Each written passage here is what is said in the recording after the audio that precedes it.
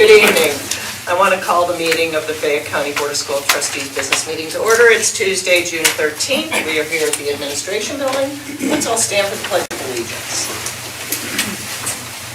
I pledge allegiance to the flag of the United States of America and to the republic for which it stands, one nation, under God, indivisible, with liberty and justice for all.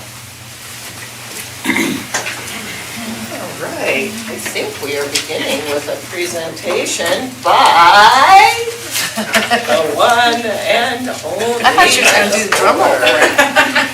Who's not Keith Morris. I'm not She's Keith met Morris. before, so. He's on vacation. Oh, Yeah. well, welcome. So you have all the fun stuff to do, right? I do, yes. So, good evening, I'm Rebecca Fuller. I am the social worker at Carnesville Middle School. And I am here tonight to present some exciting news.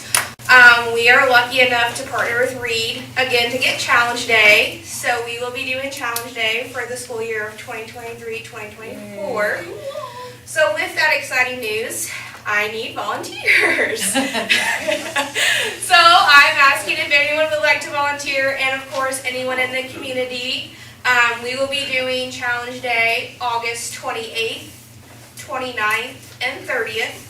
I have little flyers here that I can pass around. Anyone is welcome to do as many days as you want. I will tell you, if you decide to do more than one day, it is very emotionally taxing. I mean, the first part of Challenge Day, it is fun, exciting, they get you going. And then that second portion, the afternoon, is when the heavy stuff comes in. But I will tell you that after watching it this past school year, it is amazing how well those instructors take control and just roll with the kids and get them to do it and open up. Like, I was really shocked and surprised, and we even had some staff members that were like, not quite sure how this is gonna go, and afterwards I talked to them and they're like, you know what, that was actually a pretty amazing experience. I showed a video last school year of an overview of our Challenge Day. Keith Morey, our assistant principal, actually got an email from one of the directors of Challenge Day to submit a video from students and staff, so I actually submitted that video to them, and we are now entered in a chance for a free Challenge Day. So I don't know when the deadline is for that, but I've already got an email back saying that this was awesome, so hopefully we have good results for that. But I'll stick around after the meeting if you guys would like to talk more to sign up. I have my sign-up sheets, and feel free to pass around my information to anybody that you feel like would want to do this, because I need a lot of volunteers, and it is a commitment, but I will tell you that you walk away from that and you're like, wow. And I actually had a parent this past Friday in a meeting say, you know, I did it, and I had a kid walk up to me and they remembered me from Challenge Day and they thanked me for doing that and building that relationship. So it really helps build that bond between some community members and our students in our building. Becca, when did you all have it last year? Was it the same time frame? It was in August, yeah. Okay, I know it wasn't okay. on a Monday. We tried not to do a Monday, but I know that Keith really shoots for at least that second, the third week of school. Okay, right. Yeah. It was about the second week of school, I think. Okay. Yeah, because we want to get in there quickly and start building those relationships, breaking down those barriers, and where, you know, our goal in our building is that every student in our building at least has one adult they trust. That is a goal that we strive to every single year, and Challenge Day does that. Unfortunately, we only do it with 8th graders because it is very costly and it does take a huge chunk of our days away. Our teachers are more than willing to give up teaching days. So, I mean, we kind of have to pick and choose how we do it. But I know this year we're going to try to put some 7th grade teachers in those slots to give them the experience of what Challenge Day is, because they already have some of those relationships with those now 8th graders. So. Well, great. We're excited. We're So excited. glad. I know you're excited. Yes. Yeah. It's a great If you haven't done it, do it. It's fantastic. And I want to acknowledge Reed Health too, as they've committed to doing this multiple years, and it is not cheap. No, we were expecting to either have to like fundraise the full amount or at least go in half with Reed if we could show that we could get half of it. And then out of nowhere, Keith got an email saying they're willing to partner with us again, and we jumped right on that. Yeah. So it was pretty amazing. Yeah. Yeah. Well, good, kudos to you guys. You have a great team that got this going and did Yeah. such a great job. So, Thank you guys. Thank you. Thank you. All right. Now I'd like to seek a motion to approve the agenda as submitted and amended. You got my, I will second it. First and a second. Any discussion? All those in favor signify by raising your hand. Opposed, same sign. Motion carries. Now it's time for public comments on agenda items. Seeing none, we'll move on to the consent agenda, which includes the approval of the minutes from the executive meeting of 5/9/23, the regular business meeting of 5/9/23, the community information meeting of 5/15/23, the executive meeting of 5/24/23, and the business meeting public work session of 5/24/23. It was a very busy month. The personnel report, retirements, resignations, leaves of absence, etc. The approval of May 2023 claims 65001 to 65285. The appointment of Jennifer Cooley to the Fayette County Public Library Board. And lastly, and very importantly, our donations. A donation of steel valued at $450 from Contract Industrial Tooling in Richmond, Indiana to WCC to be used as instructional supplies for welding projects. A grant valued at $4,641 from Vincennes University to WCC to be used to purchase supplies for the Criminal Justice Department. A grant from Fayette Community Foundation in the amount of $1,841.51 to CHS to be used to help purchase a new laser for the Engineering and Technology Department. We are just so grateful and so fortunate to receive these donations, and this was a big month for us. So, seeing the consent agenda, I'd like to seek a motion to approve. I'll make that motion. Thank you, Lori. Second? I'll second. Thanks, Ann. Any discussion? All those in favor signify by raising your hand. Opposed, same sign. Motion carries. Okay. Now we'll go on to the action items. Personnel report, recommendations for employment. Mr. Harris. Okay, I'll read the whole personnel report, and hopefully after approval, then I'll make a further introduction. But on the personnel report tonight, recommending under administrative staff as a PE teacher and head varsity basketball coach at Connersville High School, Dave McCullough. Under certified staff, recommendation to hire Jacob Bentley as digital citizenship teacher at the middle school. Lucille Cook-Haas as the choral teacher, going to be split between the high school and Frazee. Mike Current as an elementary teacher at Fayette Central. Lauren Edwards as elementary teacher at Fayette Central. Paul McKee as social studies teacher at the high school. Sydney Morrow is English teacher at the high school. Camilla Scott as elementary teacher at Eastview, and Kirsten Wynn as elementary teacher at Frazee. Under classified staff, recommending Jennifer Hendrickson as media assistant at Frazee, Jackson Jones doing summer mowing with the maintenance department, Elizabeth Lunsford as educational diagnostician for the school district, Austin Worthington summer technology support with the technology department. Under extracurricular, recommending Jacob Kirchhoff as the cross-country coach for the upcoming season, and Scott Gray as assistant girls basketball coach. Also, there's a recommendation for approval for administrative contract with the expiration and the addendum attached. A little bit of comment, looking at, I think it was about 4 months ago, we talked about the personnel report being very slim, and we only had like one or two, so it won't happen. Well, now we're into the summer months, and they're going to be much larger, but I just want to say that in the job market we're in, the certified staff, there is a great mix of old and new and in the middle, and very pleased to recommend this tonight. Thank you. I would like to seek a motion to approve the personnel report. I'll make that motion. Thank you, Mark. Do I hear a second? Second. Thank you, Ryan. Any discussion? Yeah, I've got a quick question, Randy. On this digital citizenship teacher, is that a new position?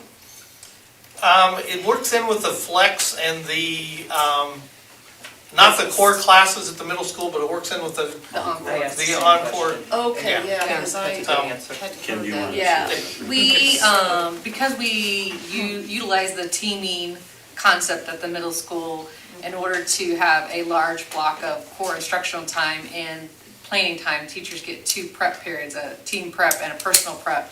We have to have a large number of electives to balance that out.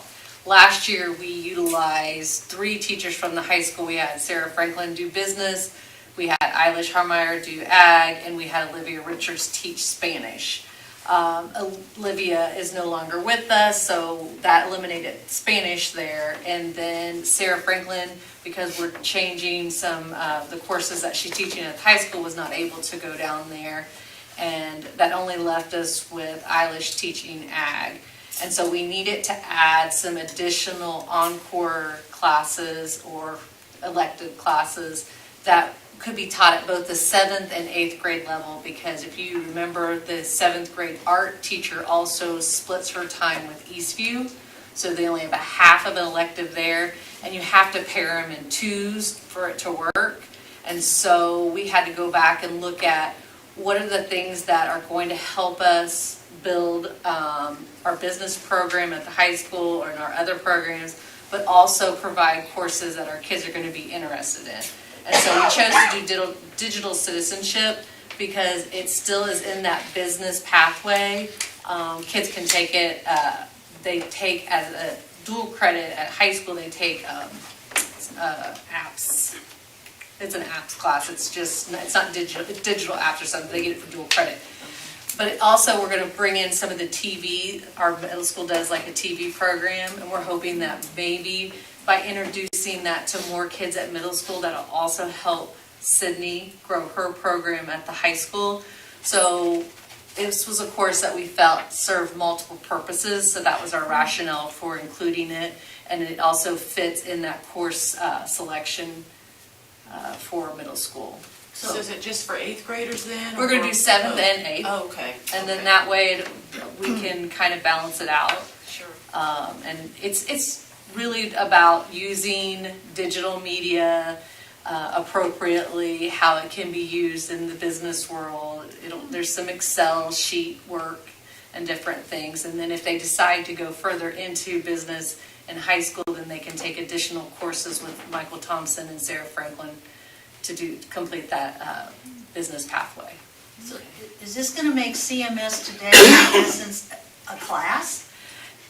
In a sense, we're going to start Okay. making it, giving the kids more opportunity to experience some of the things that go into actually producing Okay. a media piece. Okay, The gentleman that is going to teach it currently teaches a class at Rushville High School that is very similar to what Sydney's teaching. So he has that experience, uses some of the same equipment that we do at the high school. So again, we felt like this was a good way for us to try to build 2 programs at the same time, while also providing a high-interest course for our middle school kids. It's a great idea. It's a good. good idea. The legislature, they're pushing citizenship, Oh, absolutely. and that's coming down the road, It's coming so. down, yeah, like we have to Personal- teach personal personal business finance. and and personal So that'll fit Yeah, right in, personal that'll be finance, good. yeah. Yeah. That's our next one, just to be looking Right. for is personal finance will be added for all the high school. And we talked about putting personal finance at middle school. We had a long discussion. Michael Thompson is the department head, and he felt like right now, the way the curriculum is written, it suits freshmen and sophomores a little bit better. And so we took his professional judgment. He felt like this was a better fit for what we were trying to do with the business program and also with the media. I also think it's going to help, as you mentioned something when I asked you about that, about the communication and getting kids to be better able to Right. communicate appropriately. Yeah, and that's really, I think, where the legislation's Online going with that. media forums and stuff, so I think that will be a benefit. Our kids need it, yes. Yeah. yeah, and the finance section is actually done in the Family Consumer Science. They have, Right. Ben has put that together. There's things on personal finance, keeping checkbooks, looking for things, how to buy things appropriately. So that's at least being covered to a certain extent in one of the units that Ben does in Family Consumer Yeah. Science. So. I think the kids will like it, and I think it's going to serve a lot of purposes for us. Good. Okay, any other further discussion? All those in favor signify by raising your hand. Opposed, same sign. Motion carries. Okay. Now I'd like to make an introduction. Yes, now you get to make your introduction. Sorry. We'll call Dave to the podium here, but I'll make the introduction as he comes up there. It's my pleasure to introduce David McCullough as the new varsity basketball coach of Connersville High School. I'll give him a short introduction and only pick out some of the highlights from a distinguished coaching career. First, I'll start with some personal information. Dave is here tonight with his wife, Brenda, and they have 4 children, Kelsey, Kirk, Kylie, and Caden. Dave received his bachelor's degree from Manchester College and obtained his master's degree in education from Indiana University South Bend. He started his teaching and coaching career in Richmond in 1979. He moved to North Judson in 81, where he remained until 94. He became the varsity basketball coach there in 1983. He then moved to Noblesville High School for 21 years, Shenandoah for 7, and last year he was at Frankfort High School. As a coach, he has a career record of 624 wins and 248 losses. This gives him a winning percentage of nearly 72%. During that span, his teams have won 13 sectional championships and two regional championships. Professionally, he has been a member of the Indiana Basketball Coaches Association, where he held numerous offices and positions, including 2 years as president of the association. It is truly my pleasure to introduce our new basketball coach, David McCullough.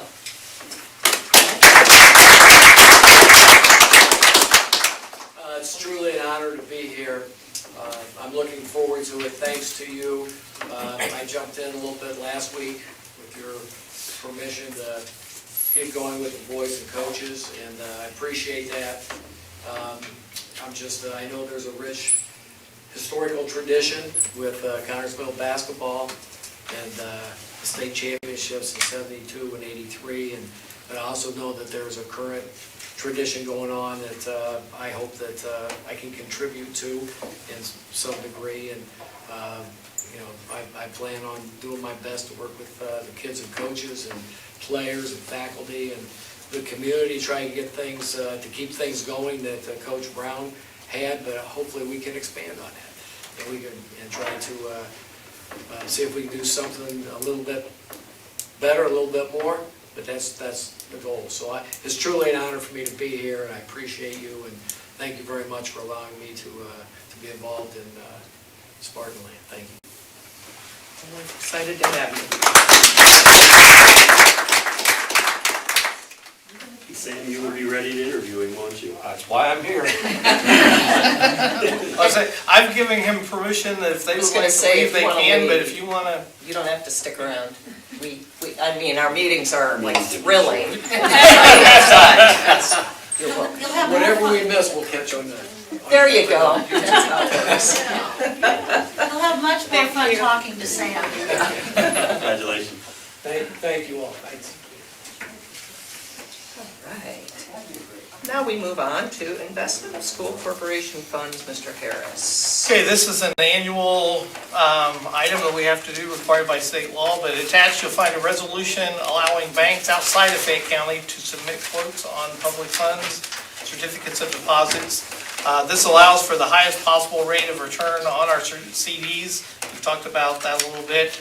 And the statute requires that this resolution must be approved annually, so I respectfully submit the resolution for your approval. Okay, thank you. I would like to seek a motion to approve the investment in the school corporation funds. I'll do that motion. Thank you, Jeremy. Do I hear a second? I'll second that. Thank you, Chris. Any discussion? All those in favor signify by raising your hand. Opposed, same sign. Motion carries. And the Chartwell's contract renewal. Well, this is another one, up annually. This will be our second renewal of the 21-22 contract with Chartwells. Based on that agreement, I'm asking the board to approve a one-year continuation of the contract for the 23-24 school year. This includes a 7% increase for management and administrative fees. goes into other details there of all of this, and all of that's listed in the original contract as well as based on the consumer price index and those things that guide that. So I would recommend continuation of our agreement with Chartwell's for the 23-24 school year. Thank you. I would like to seek a motion to approve the Chartwell's contract renewal. Thank you, Jeremy. A second? Thank you. I got Ryan. Thank you, Ryan. Any discussion? I just wanted to say, since Siobhan's here, we are just loving what Chartwell's is doing, and it's Chef Cam. He's pretty amazing. Yep, he's pretty spectacular. Yeah. I'll say, you're welcome to move to the podium a little bit there if you would like. If you wanna, I don't know if there's anything you wanted to share, but I will just say, since I'm an oddball vegetarian, whenever we have something, he is always, I mean, actually, I think Rachel reaches out to me to ask me ahead of time about my preferences. Sorry, you guys, you don't get that. You just get what they make for everybody else. But he's so creative. Yeah. He's very talented, and he's definitely enhanced the culinary skills of our team, and I think that was the goal when we decided to bring an executive chef on, not just for the catering needs of the district, but also to really enhance the skills of the ladies. Yeah. I see it all the time. It's really amazing when I come and just visit and see what's going on in the cafeterias, and it just kind of blows my mind away what he has been able to do for our ladies, which has really empowered them to just take school nutrition food up a notch, which is really great. And we're just very excited. I don't think I ever envisioned in my wildest dreams our partnership, and at the level that we've taken it. I mean, just the remodels alone in Connersville Middle School and the high school are just amazing, and the culinary level that we brought, and the food truck, and the summer feeding and all of that good stuff. So we've really, between myself and Rachel, we've just enjoyed our partnership immensely. So we thank you for all your support. You guys have been wonderful to work with. So. And the kids appreciate not mystery meat. Yes, ma'am. Yeah, Yes, ma'am. the choices that are given through Chartwell's, you don't hear the complaints about cafeteria food that you used to hear, because they have so many choices, and with the environments now at the middle school and the high school particularly. Yep.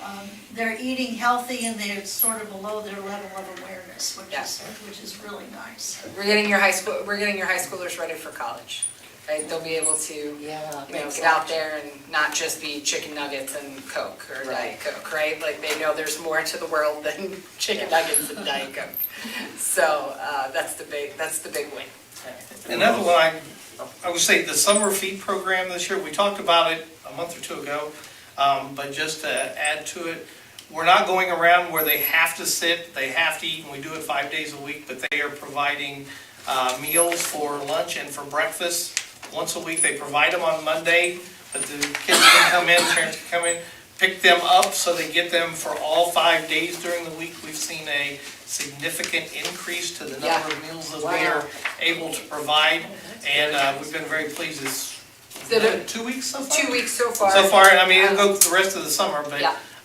we've seen a real uptick in the number of meals provided by doing it that way. The DOE has allowed this, we were doing that kind of non-congregate feeding during COVID, but the DOE has allowed us small, like rural schools. So it's not allowed in the urban, like in the city up in Marion County or anything of that nature, but rural schools are allowed to continue the non-congregate. It's heavily monitored, right? We follow all their procedures and what have you, but yeah, it's really, I'm grateful that DOE has allowed it, especially for like the communities that really need it, so.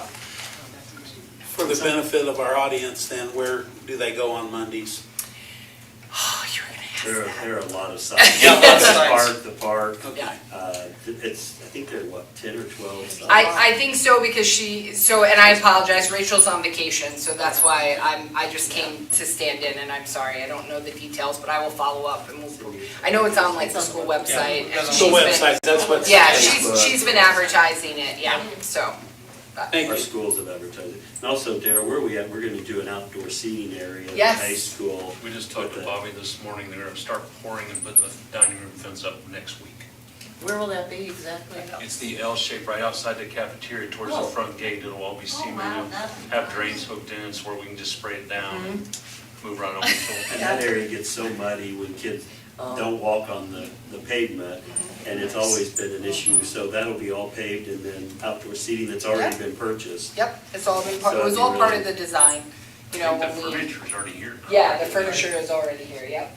So we're excited about that as well, because that, Fayette will be the first place that we've kind of done, at least in the Midwest. Maybe they do it out west, because, you know, it's common to sit outside. But I know here in the Midwest, this is the first kind of outdoor dining experience. That would be nice. That's Yeah. good, I'm glad to hear Yeah, that. kids get to sit outside and. Are you Fresh gonna up. introduce the macaroni and cheese bar that's been Oh, the mac and cheeseology at Yeah. the high school, and I think they're doing it at the middle school too. Yeah. But, yeah, so next year we have lots of different stations to introduce. I think now that we have this enhanced, you know, serving line, we'll be able to do a lot of different things, like there's a ramen noodle, ramen noodle station, there's the mac and cheeseology station. We have, you know, so right now, because we did design, you know, help kind of do the design so that we have the ability to take all these different stations and offer it, right? So now more like, well, I don't have any cold, you know, serving wells, I only have it here, you know, it's the line is so versatile now, it allows us to have so many different types of options for the kids. We saw that at a convention. Yes. We saw that, She the heard mac from and you right away. cheeseology thing at the convention. Yep. Needless to say, it was very, very popular. Yeah, yes. And actually, Chef Cam has done, we are exploring some smoking. We've been like smoking That's right, I meats heard and that. different things of that nature. And so now that we kind of can shift our focus, now that we have all these beautiful lines and different things. I know when I came, we were visiting, we brought our CEO. She came down to see, you know, the facility.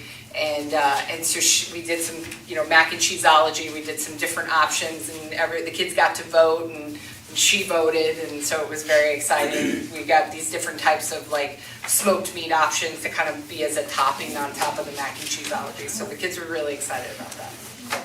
Yeah. None of us have eaten, so. Sorry, everybody's like, now I'm hungry, so. And we anyway. have some official taste testers in the room too. Yes, Who are yes, always they are nice. professionals, they get certificates and everything. I missed the certificate. You didn't miss the food, you didn't miss the food. though. A really neat story though, we had our Ice Star banquet this year, which involved multiple schools in the region. It was our year to host, and we catered it, and I couldn't tell you the number of people from other districts who were blown away by the cafeteria and the food, because we Yeah. had smoked meats there, and I said, yeah, we have a smoke, what? Yeah. So it's like, they couldn't believe that we served kids smoked meat Yeah, for this thing. Yeah. So, Yeah. it was really interesting, so they do a great job. And to the community out there, Chartwell does charter. Cater. Cater, I was like, charter. They have a charter, they do cater private events. So typically, the service is really for the school corporation, but, you know, as long as the school corporation approves us to cater, because again, everything we do as the agent of the district. So while it is Chartwell's, that revenue would not come to us, that revenue comes to the school corporation. So if you got a wedding and you want Fayette County Schools to cater your event, we're your guys. Well, and then Oops, the that's money- scary to put out the there. money I'm goes to, sorry, I'm just kidding. the profit goes to a good cause. Correct, the profit stays in Fayette County Schools Food Service Fund, yes ma'am. So, you know, you're benefiting your school corporation. Shop local. Shop local, yes ma'am. Thank you so Right, much. thank you, take care. Any other discussion? All those in favor signify by raising your hand. Opposed, same sign. Motion carries. Now we're on to discussion items. The elementary CMS, CHS to BCC, discipline plans, bus conduct, FCSC code of conduct. I'm done. Macaroni and cheese. Typically, we approve these early on in the year, and I told you a couple months ago that we were waiting on some new legislation to make sure that we were in line with that. So We have added a couple of things to the books based on some new bills that have passed. One is the bullying. Now we are required as a corporation to have a specific timeline as to when the alleged incident has been reported and report it to the parent or guardian of the person that has been part of that alleged incident. So we do have that language in there. You'll see in the elementary book, it's in red. So that would be one thing that has changed. The second bill is the Education Matters bill. And it's just starting to get some information. We are just starting to get some information from the state. So what we did in order to be compliant with the bill with our books is just take the language directly from the bill. And what the bill is requiring school corporations to do is notify one parent or guardian of a student no later than 5 days after a request is made to change their name, pronoun, title, or word. Yeah, I'm talking today, I apologize. So, again, we took that directly from the bill, but if a kid would happen to come to us and ask us for a specific change to one of those items, then we are now required by law to report that to one of their parents or guardians, so that has also been added to our book. So currently, those are the only two significant changes in our books, other than some minor language changes, but all of those you'll see they're crossed out or they're in red. Kim, what is it, I know on that Education Matters bill, when we went to the regional dinner, there was some discussion about even, let's say somebody's given name as William and they want to be called Bill. Right. So technically that falls under the same umbrella. Technically, it falls under the same umbrella right now. So what they said was that, I think it was Lisa Tanzel said that some schools at registration are including a piece that says if your child goes by other names, please list or include. Yeah. I don't know if that's something we... Terry, do you know, we used to have that on our forms, but I'm not sure. With the electronic forms at this stage, We do not allow any name changes because of the dependency on data that we report to the state. Yeah, because it's alive.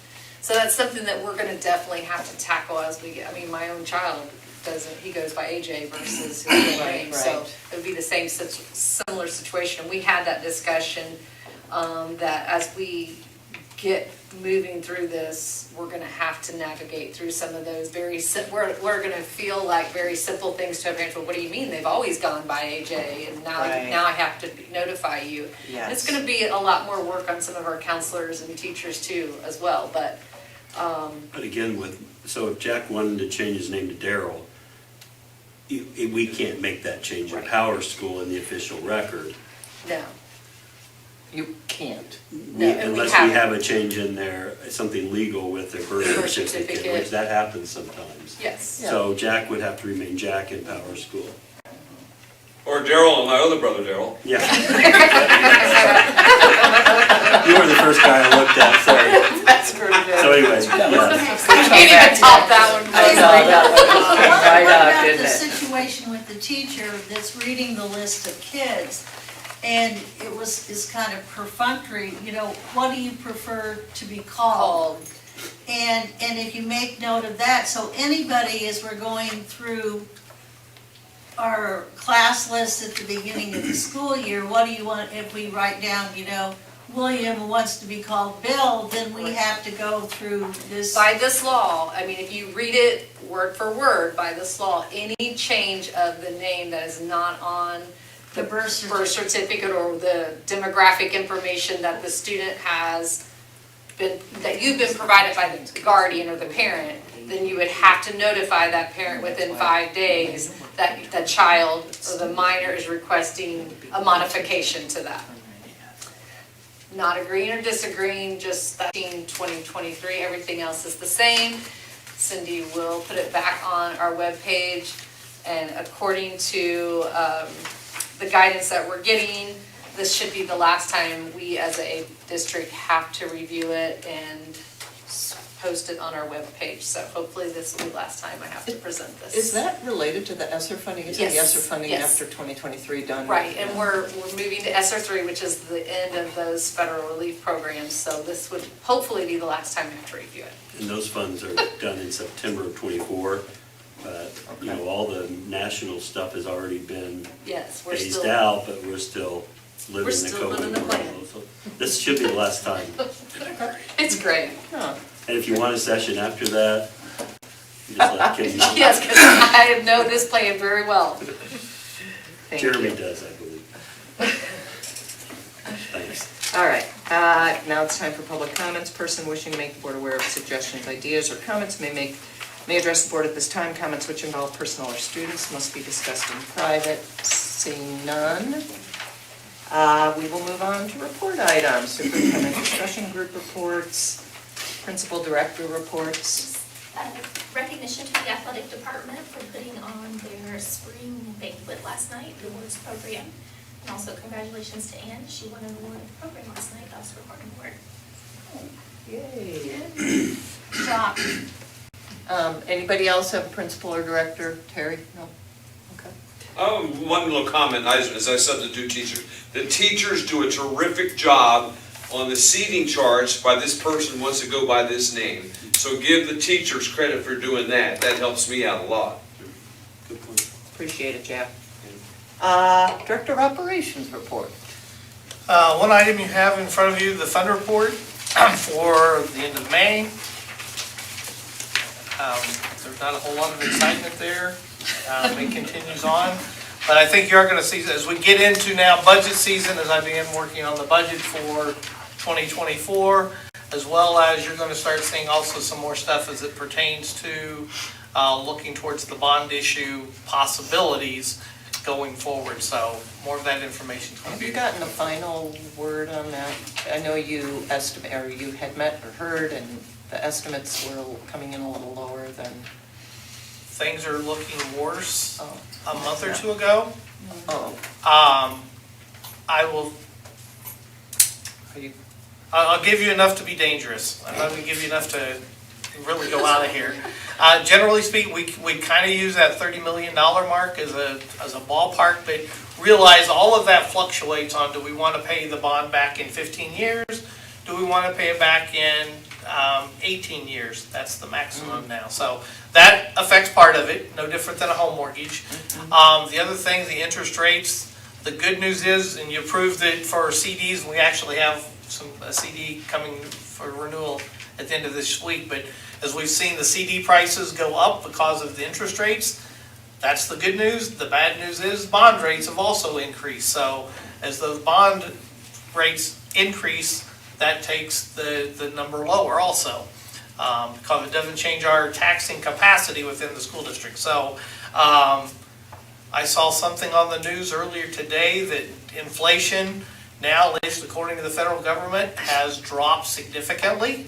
So, you know, maybe again, where are we a year from now? I don't know.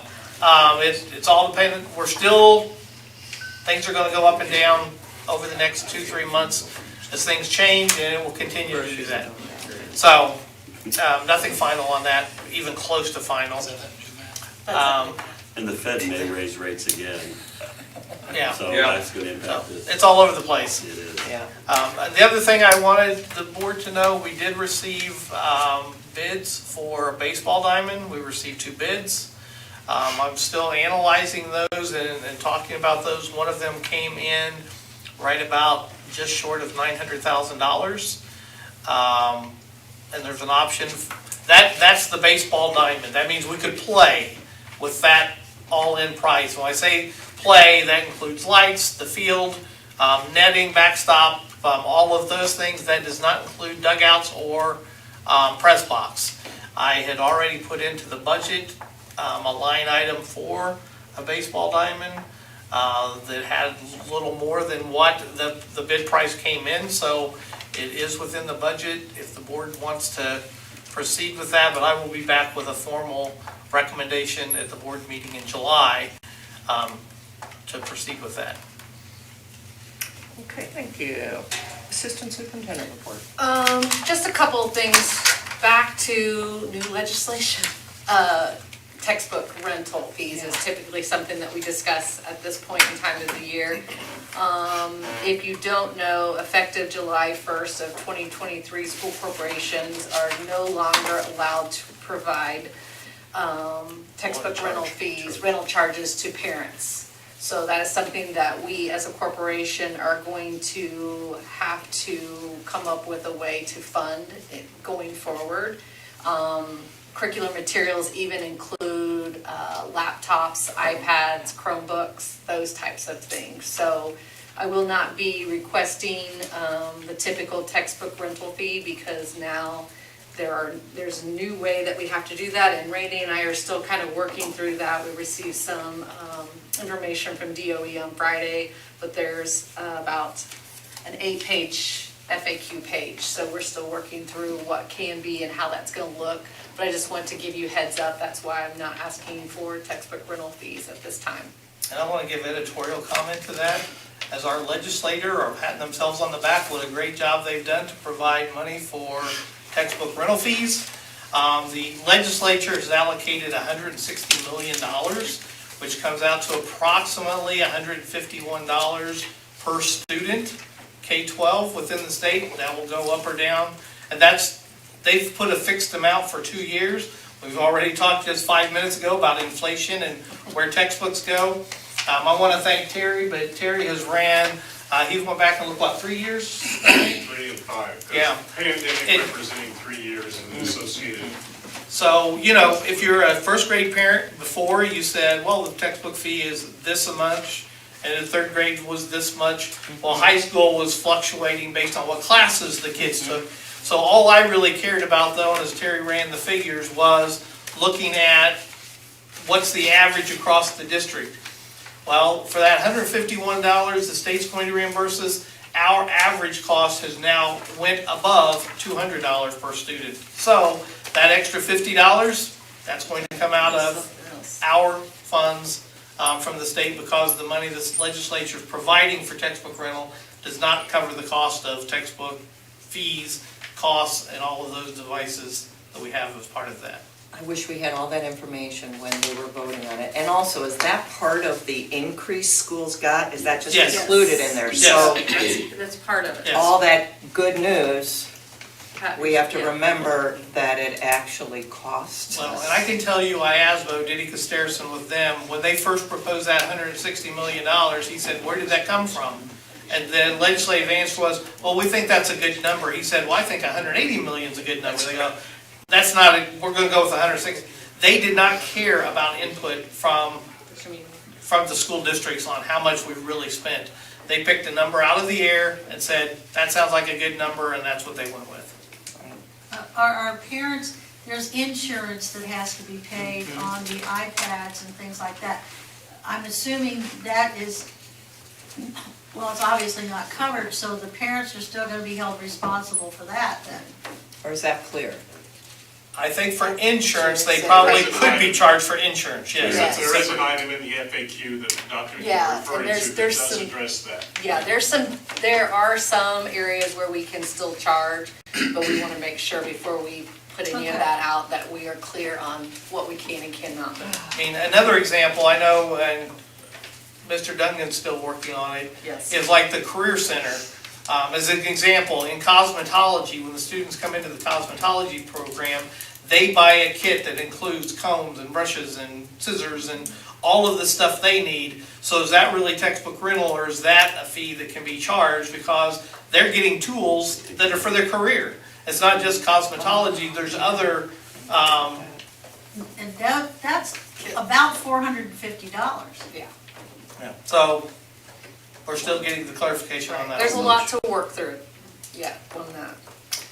The last thing I have for you, I told you last month about giving you some data for SLC as we end the year. So I just want to, Kelly Flum worked on this and helped me count up well, she didn't help me, she counted up all of these credits. I'm gonna sound like I counted them, I didn't count one, Kelly counted every one of them, so I'm giving all the credit to her.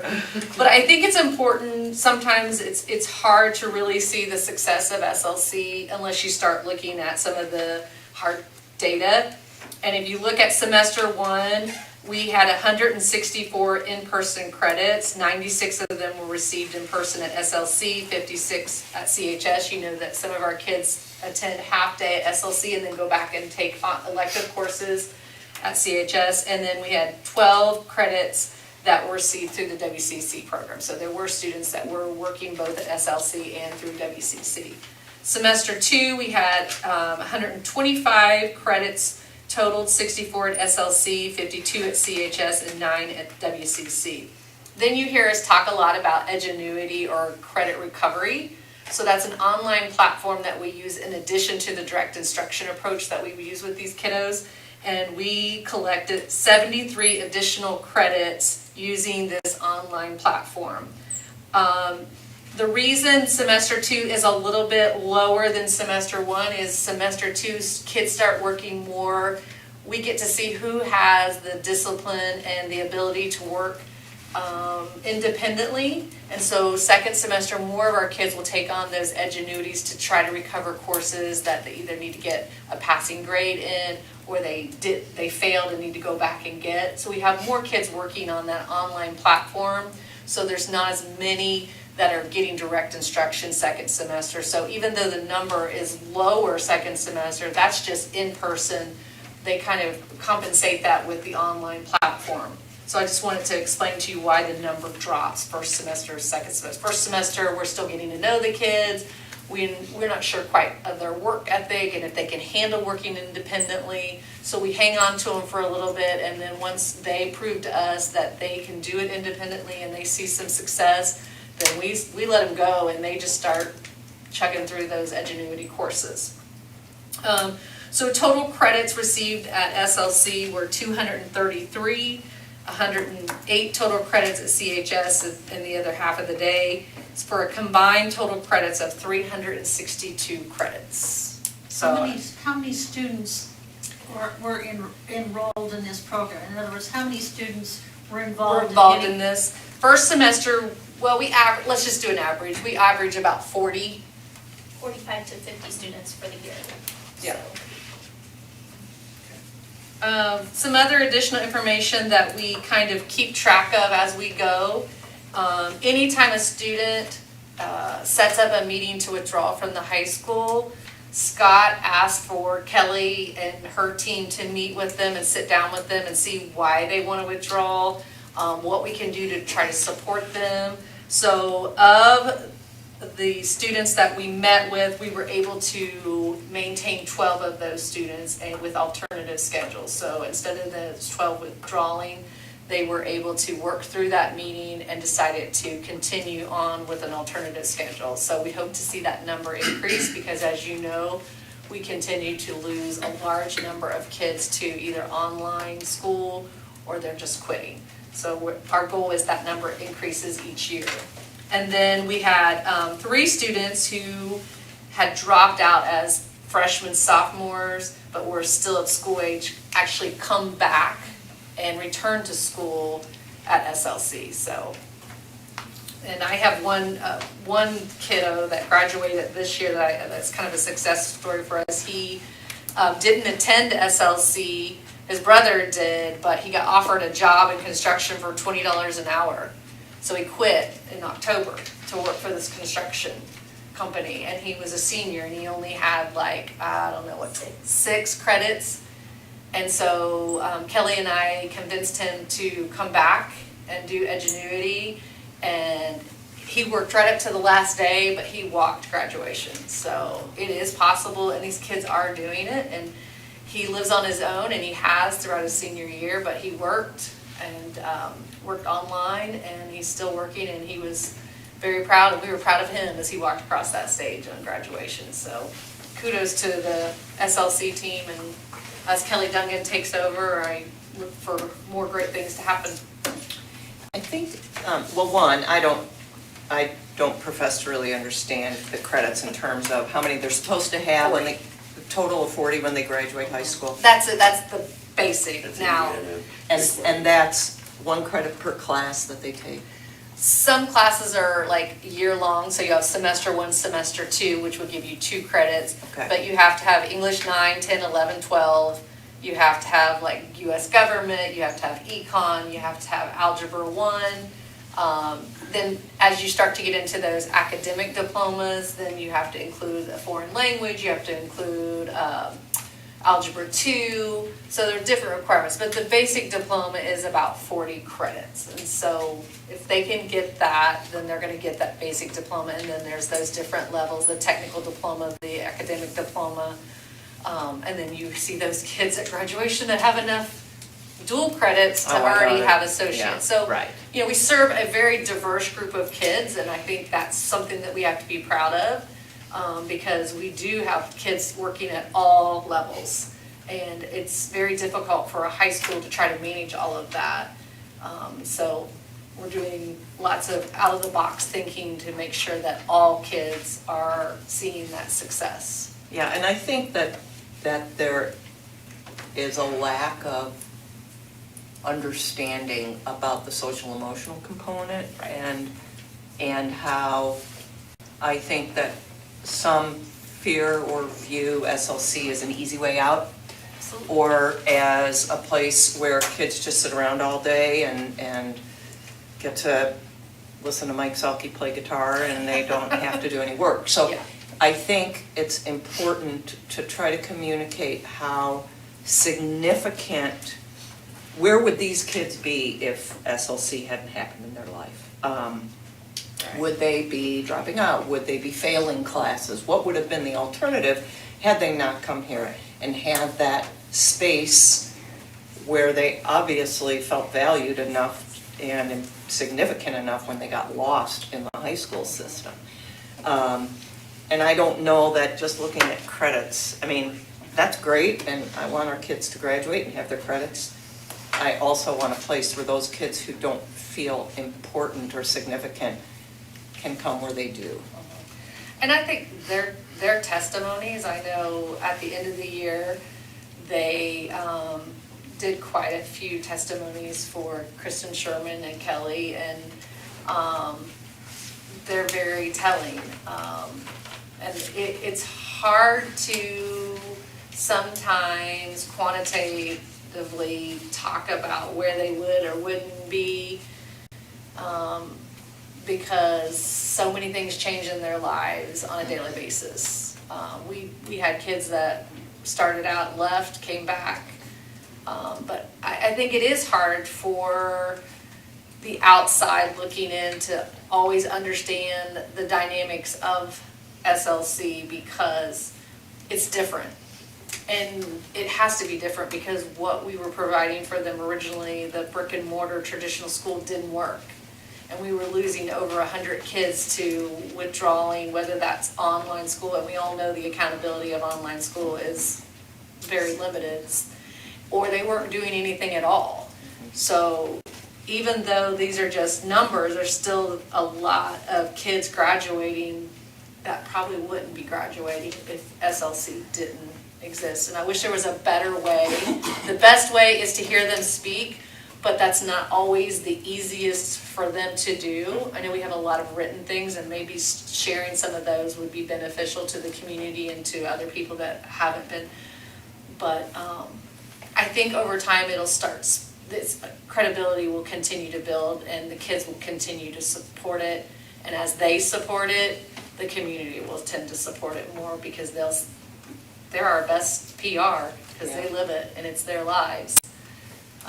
I don't think we can use that when we look at something like an alternative school, we can't use the model of a high school to Absolutely not. define it. No, And or we wouldn't need it. Right. And You I know. think that's where we all get stuck, is in that same headset of this is how it's supposed to be done. But, you know, Yeah. Kelly had a student sleeping under her desk. How is that right? Right. But I think it is right because obviously that kid felt safe. Right. And that's, And there's lots of reasons for those behaviors, and I think sometimes in a traditional high school, when you have 25 students, you as an educator, whether you want to or not, don't have time to find that story or find out that story.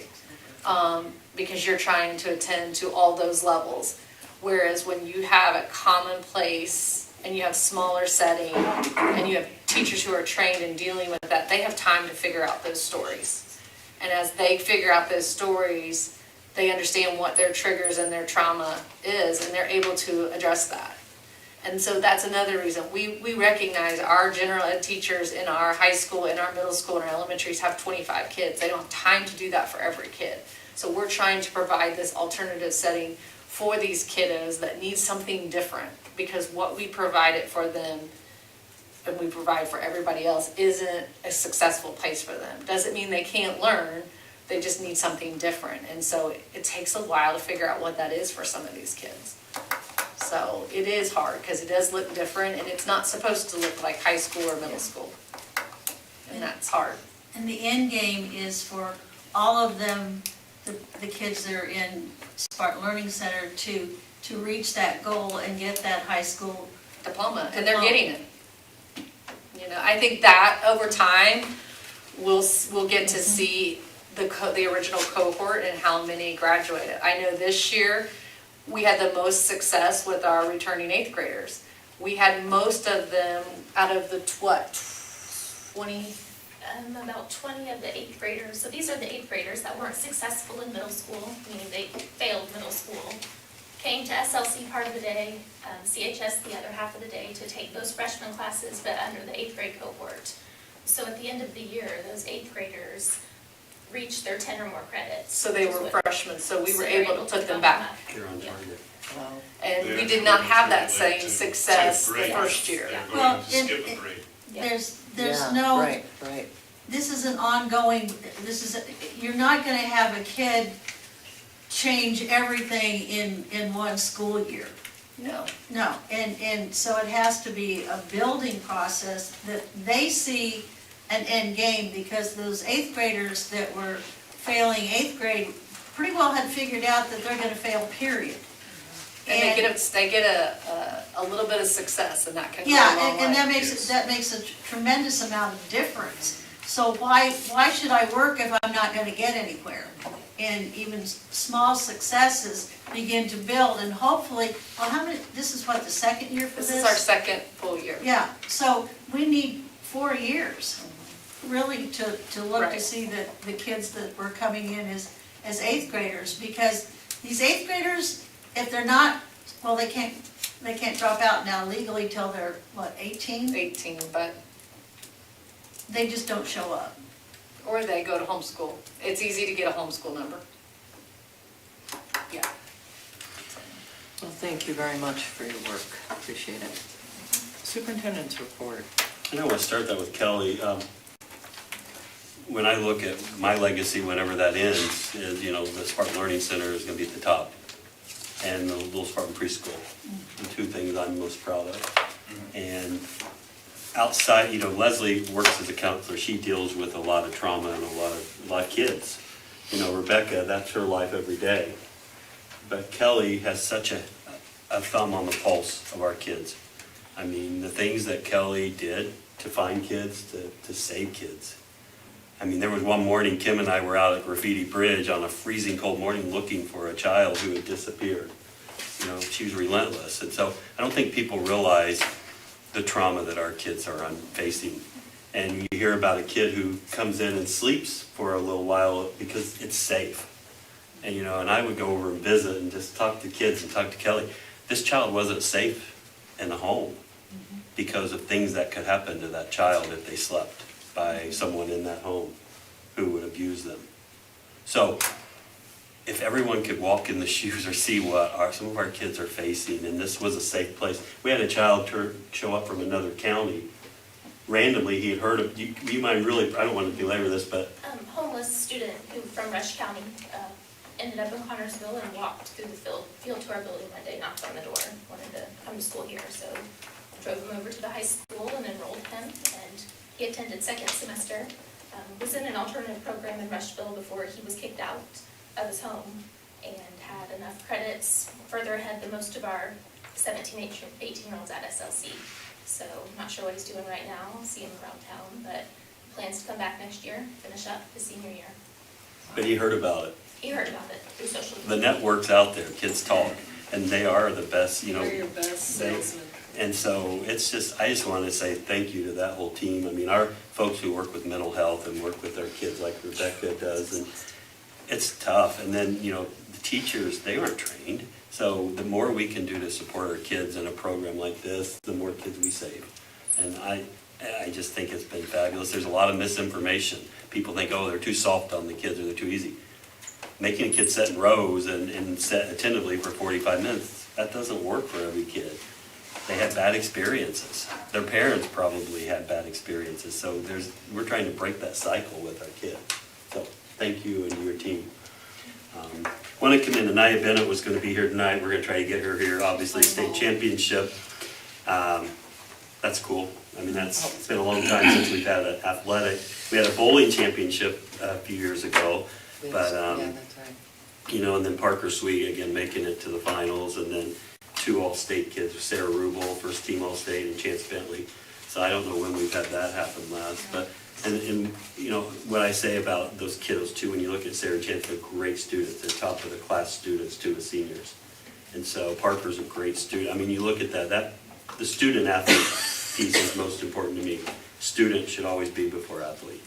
And we have some really great kids who are great role models for our kids. And so I appreciate all of our coaches. The hours they put in, the pay doesn't, Daryl can see that from all your years of swimming, pay doesn't adequately compensate the hours that our coaches put in. So I just wanted to share that. And the sweep. Oh, and the sweep of all 6 Oh, yeah, sectionals. and- Buy the and- t-shirt, they're available Yeah. in the athletic office for $15, they're really cool. So, but, you know, and then also graduation, I thought it was a really terrific graduation. Thanks Sarah Adams again for the flowers and plants that really highlighted things, and it was cool in there. So, Mark, how was it where you were at? Not bad? It's nice, yeah. So commend Daryl and his team, they were high stress watching it on their phones and things, because that's a big deal, you know. Handrails, I've heard so many positives from our community. So thank you for your support of those projects in our community. I heard an announcement about the handrails last night.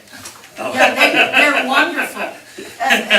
Speaking for Spartan Nation that has slight orthopedic problems, a lot of grandparents, and I knew a lot of them in that class, they said, this is fabulous. We don't have to sit up, you know, in the nosebleed seats anymore. We can actually come down, sit, we can see the faces of our grandkids as they're doing things, and it was just really fabulous. Between the air conditioning, and there were some parents that said, well, when we graduated 25 years ago, we all died of heat stroke. They were really kind of glad to have it for their kids, but you know, we've made some changes to the bowl that make it even a better place, and it was already a really good place. And then finally, I think we had an overall really great school year. And I just want to say thank you to our teachers and staff. The jobs aren't getting any easier as educators. The needs of kids grows every year. You know, what our bus drivers deal with, you know, and just so it's a team effort, and we have so many great people in our district. And, you know, I hope those teachers, principals are resting up. So, because, you know, it's going to be here before you know it. But I think we overall had a great school year, and that's a team effort from everybody, so. Thank you. For the good of the cause, anybody have anything they want to share tonight? I will. Somebody mentioned 6 for 6 on our sectionals, but I don't think people realize how much pressure our golf team was under. They were reminded for more than a week that everybody else had won the section. Now think about that. These are 17, 18-year-old kids, and they beat Richmond by 18 strokes to win the sectional. On their course. On their course. That's amazing. They were very happy campers. Wow. Thank you, Mark, that Yeah, was, I don't think Jeff good slept mention. the night before that. Probably No, Jeff worked that was for the just- week before. yeah, a wonderful, They really came. wonderful end of the season.